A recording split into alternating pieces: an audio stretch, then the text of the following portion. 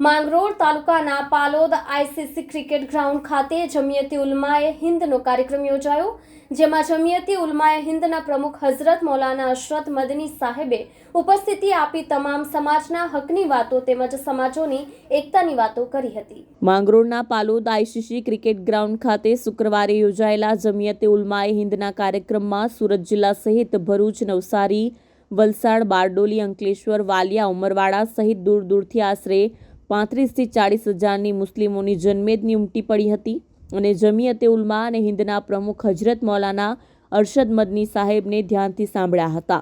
અંતમાં અરશદ મદનીએ હાજર રહેલા મુસ્લિમો સાથે દુઆ ગુજારી હતી કે ભારત દેશમાં તમામ કોમના લોકો શાંતિથી હળીમળીને રહે।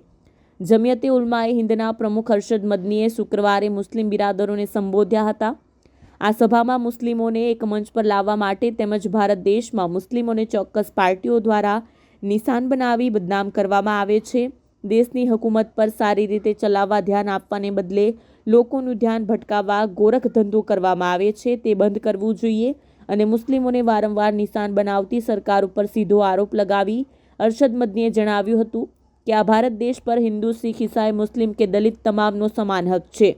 મુસ્લિમો પણ આ દેશના હકદાર છે। અહીં જ જીવીશું, અહીં જ મરીશું। અમે આ દેશને છોડીને કશે જવાના નથી।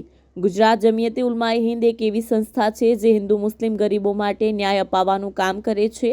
ભારત દેશમાં ચોમેર જ્યાં પણ નિર્દોષ મુસ્લિમોને ખોટી રીતે કનડગત કરી જેલમાં બંધ કરવામાં આવે છે, તેઓને સુપ્રીમ કોર્ટ સુધી પહોંચી જેલમાંથી કેટલાકને નિર્દોષ જાહેર કરાવ્યા છે અને આગળ પણ સમાજના હકમાં ન્યાય અપાવવાનું કામ કરતી રહેશે। સત્તાર શેખનો રિપોર્ટ, આઝાદ ન્યૂઝ।